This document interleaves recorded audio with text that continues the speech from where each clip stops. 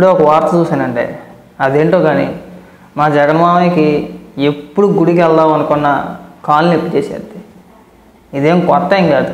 గతంలో కూడా అనేక సందర్భాల్లో ఎప్పుడు గుడికి వెళ్దాం అనుకున్నా కాలు నొప్పి కారణంగా ఇంట్లోనే సెట్ వేసేసిపోడు, లేదంటే గుడికి వెళ్ళేవాడు కాదు. ఇలాంటి కారణాలు చాలా ఉంటాయి. ఇప్పుడు కూడా రేపొద్దుట తిరుపతి వెళ్తున్నాడు. దర్శనానికి అలిపిరి నుంచి కాలినడకనే వెళ్ళాలని చెప్పేసి అని మొదట నిర్ణయించుకున్నాడు. సడన్గా మళ్ళీ కాలు నొప్పి చేసింది. లేదు, కాలినడకని వెళ్ళట్లేదు, రోడ్డు మార్గాన్ని వెళ్ళిపోతాం. ఎందుకు? పోలీస్ యాక్ట్ 30 అమల్లోకి వచ్చింది కాబట్టి. లేకపోతే కష్టమో నష్టమో కాలు నొప్పి ఉన్నా సరే, కాలు తెగిపోయినా సరే కాలినడకనే వెళ్ళిపోతుంది. ఎందుకు? రెచ్చగొట్టుకుంటూ ఆ నాయకుల్ని మన కార్యకర్తని కూడా 100 మందిని వేసేసుకొని తిరుపతి వెళ్ళి అక్కడ రెచ్చగొట్టేద్దాము, రెచ్చగొట్టే వ్యాఖ్యలు చేసేద్దాము అని ప్లాన్ వేసాడు. కానీ వర్కౌట్ అవ్వాలా. ఎందుకు ఇవన్నీ వర్కౌట్ అయ్యేలాగా ఏం కనబడట్లేదు. వర్కౌట్ అయినప్పుడు కాలినడకని దేనికి వెళ్దామని చెప్పేసి అని సడన్గా కాలు నొప్పి చేసేసింది నాకు, నేను రోడ్డు మార్గాన్ని వెళ్తానని చెప్పేసి అని డ్రామా మొదలెట్టేసాడు. ఎంత పెద్ద డ్రామా ఆర్టిస్ట్ అంటే డిక్లరేషన్పై సంతకం పెట్టడానికి పెద్ద చర్చ అండి. అసలు అంత చర్చ అవసరం లేదు. అంత పెద్ద పెద్ద మేధావులు, జర్నలిస్టులు, వైసీపీ నాయకులు, ఆ సాక్షి డిబేట్లో కూర్చున్న వాళ్ళు గంటలు దీనిపైన చర్చ ఎందుకండి? సింపుల్. ఏమైంది? ఒక సంతకం పెట్టడానికి ఏమైంది? నేను ఒక వీడియో చేశా, నాకు పూర్తిగా తెలియదు. మా జర్నలిస్ట్ సాయి చెప్పాడనో, లేదంటే ఇంకొకరు చెప్పారనో, లేదు ఒకసారి పెడితే సరిపోద్దంట అని చెప్పేస్తాను. కానీ అది కూడా తప్పంట.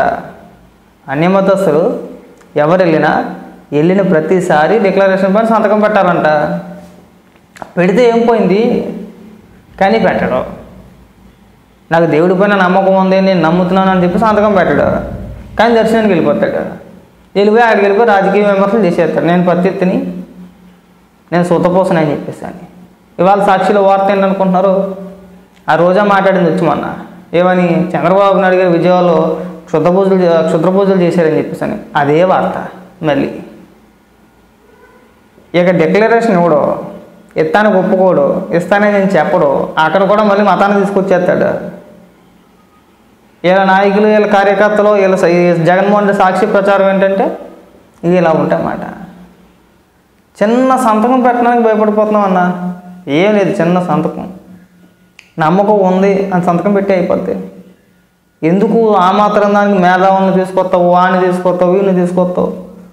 అది ఒకడేమో అవసరం లేదు అంటాడు, ఒకసారి పెట్టేశారు కదా ఎన్నిసార్లు పెట్టాలనుకుంటారంటారు. అయినా పెడితే తప్పేంటయ్యా? మళ్ళీ పెడితే తప్పేంటి? ఆల్రెడీ గతంలో పెట్టాడు కదా, గతంలో డిక్లరేషన్ పైన సంతకం పెట్టాడు కదా, నమ్మకం ఉందనే పెట్టాడు కదా. మళ్ళీ పెడితే వచ్చిన నష్టం ఏంటి అని అడుగుతున్నాను. గతంలో పెట్టాడు, మళ్ళీ ఇప్పుడు పెడతాడు అంతే. ఎందుకు పెట్టకూడదు? ఇప్పుడు ఎంత పెద్ద రచ్చ జరుగుతుంది కదా, అవునా?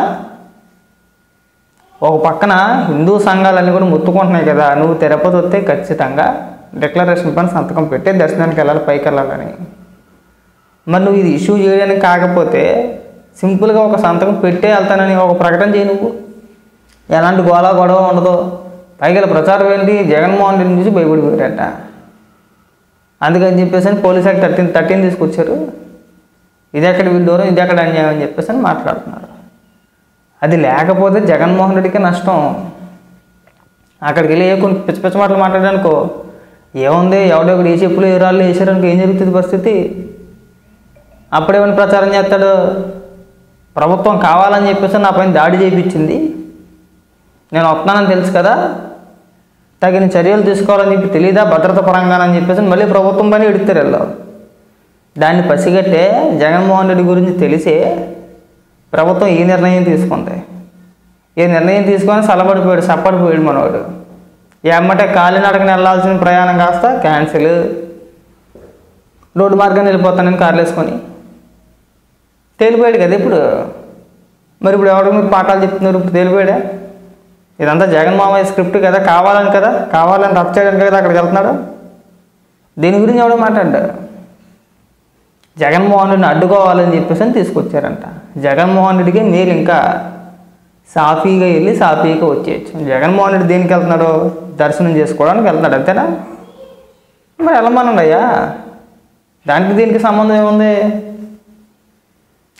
పోలీస్ యాక్ట్ 30 తీసుకొచ్చి ఏం చెప్పారు, ఎలాంటి ర్యాలీలకైనా నిరసన కార్యక్రమాలకైనా అనుమతి తప్పనిసరి అని కదా చెప్పుకొచ్చింది. జగన్మోహన్ రెడ్డి ర్యాలీగా వెళ్ళట్లేదు, నిరసన తెలియజేయడానికి వెళ్ళట్లేదు, దైవ దర్శనం కోసం వెళ్తున్నాడు. అలాంటి వ్యక్తికి అడ్డమే ఉందని అడుగుతున్నా. వాళ్ళకి నష్టమే ఉందండి. ఎవరు అలర్ చేయకూడదు అంతే, వెళ్ళొచ్చు రావచ్చు.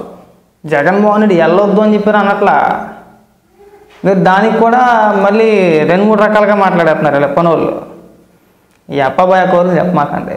ముందు జగన్మోహన్ రెడ్డిని సింపుల్గా ఒకే ఒక్క స్టేట్మెంట్ ఇవ్వమనండి, నేను డిక్లరేషన్ పైన సంతకం పెట్టే పైకి వెళ్తాను. ఇవి ఒక్క మాట చాలు, ఏమొద్దు, అంత సర్దుమణిగిపోద్ది, ఏముండదు అక్కడ. ఆ ప్రకటన చేయకుండా నేను డిక్లరేషన్ పైన సంతకం పెట్టను అని అన్నాడంటే ఖచ్చితంగా అక్కడికి వెళ్ళేది విద్వేషాలు రెచ్చగొట్టడానికి, గొడవలు సృష్టించడానికి. ఇది మీరు అందరూ అర్థం చేసుకోవాలి. రేపు పొద్దున్న జరగబోయేది కూడా అదే. సంతకం ససేమీరా పెట్టనంటాడు, పెట్టాల్సిన అవసరం లేదంటాడు. ఆల్రెడీ కదా నిన్నటి నుంచి కూడా స్టార్ట్ చేశారు సాక్షిలో కావచ్చు, లేదంటే వైసీపీకి సంబంధించిన కొంతమంది మేధావులు కావచ్చు, ఇంకొంతమంది కావచ్చు, డిక్లరేషన్ పైన సంతకం పెట్టాల్సిన అవసరమే లేదని చెప్పేసి ప్రచారం చేసుకుంటూ పోతున్నారు. రేపు పొద్దున్న కూడా జగన్మోహన్ రెడ్డి అదే మాటలు మాట్లాడుతాడు, అక్కడికి వెళ్ళి నేను పెట్టనంటాడు. ఖచ్చితంగా అక్కడ ఏదో గొడవ చేయడానికి వెళ్తున్నాడు. అందులో ఎలాంటి సందేహం లేదు, ఎలాంటి గొడవ చేసే ఆలోచన లేదు. నువ్వు నిజంగా దర్శనానికి వెళ్తున్నావు అంటే కనుక ముందు ఒక మాట చెప్పేసేయి. మీ కార్యకర్తలు చెప్తావో లేదంటే మీడియా ముఖంగా ఒక ప్రకటన చేయి, నేను రేపు పొద్దున్న డిక్లరేషన్ పైన సంతకం పెట్టే వెళ్తానని చెప్పేసి నీ ఒక్క ప్రకటన చెప్తే సేఫ్ అబ్బా. నువ్వు నిజంగా గొడవ చేయడానికి వెళ్ళట్లేదు, నువ్వు నిజంగా దేవుడి దర్శనం కోసం వెళ్తున్నావు, నీకు నిజంగా నమ్మకం ఉందని చెప్పేసి నువ్వు ఒప్పుకుంటాం. నువ్వు అది చేయకుండా వెళ్ళావంటే ఖచ్చితంగా నువ్వు గొడవ చేయడానికి వెళ్తున్నావు అనుకుంటాం. డిక్లరేషన్ పైన సంతకం చెయ్యను అంటున్నావంటే నీకు నమ్మకం లేనట్టే. నీకు నమ్మకం లేనప్పుడు వెళ్ళకూడదు. మా దేవుడి పైన నీకు నమ్మకం లేనప్పుడు నువ్వు వెళ్ళకూడదు. మళ్ళీ కాలు నొప్పి వచ్చింది, ఏళ్ళు నొప్పి వచ్చింది, చేయి నొప్పి వచ్చింది, కాలినడకని కాదు, నేను డైరెక్ట్గా రోడ్డు మార్గాన్ని వెళ్ళిపోతాను, ఈ మాటలు వద్దు. ముందు నువ్వు ఒక క్లారిటీ, నువ్వు ఒక ప్రకటన చెయ్యి. ప్రకటన చేసిన తర్వాత మాట్లాడు. ఏమని? ఇప్పుడు నేను చెప్పాను కదా, నాకు నమ్మకం ఉంది అని చెప్పేసి సింపుల్గా కూడా చెప్తే సరిపోయా. మీ నాయకుల చేత గట్రా మాట్లాడించవద్దు. మేము ఇచ్చేసాం కదా, అప్పుడు ఇచ్చేసాం కదా, ఇప్పుడు ఇచ్చేసాం కదా. నువ్వు 2012లో వెళ్ళా, మీ నాయకులు చెప్తున్నట్టు 2009లోనే వెళ్ళా. నువ్వు మొట్టమొదటిసారి వెళ్ళిందే 2021లోనో 2020లోనో అనుకుంటా. అది కూడా ఇప్పుడు వైవి సుబ్బారెడ్డి జీవో క్యాన్సిల్ చేసినప్పుడు. ఏది అన్యమతస్తులు ఎవరైనా వెళ్ళొచ్చు, ఎలాంటి డిక్లరేషన్ అవసరం లేదు అని చెప్పిన ఒక స్టేట్మెంట్ ఇచ్చాడు కదా. అప్పుడు నువ్వు వెళ్ళినప్పుడే స్టేట్మెంట్ ఇచ్చారు. నువ్వు వెళ్ళినప్పుడు కూడా ఇవ్వలేదు కదా. నువ్వు తిరుపతి వెళ్ళినప్పుడు కూడా ఇవ్వలేదు కదా. అప్పుడే కదా కొడాలని మాట్లాడింది. అప్పుడు పెద్ద ఇష్యూ అయింది కదా అది. మరి మళ్ళీ మనం ఏం మొహం పెట్టుకుని వెళ్తాం? అది రూల్ అండి. కొంతమంది మేధావులు మాట్లాడుతున్నారు, ఇవ్వాలా, ఎందుకు ఇవ్వాలి? ఇవ్వాలండి, అది నియమం, అది ఉన్న రూలే కదా, కొత్తదైతే కాదు కదా. ఇస్తే ఏం పోయింది? చిన్న సంతకానికి ఇంత రాద్ధాంతం ఎందుకు చేస్తున్నారో మాకు అర్థం కావట్లే.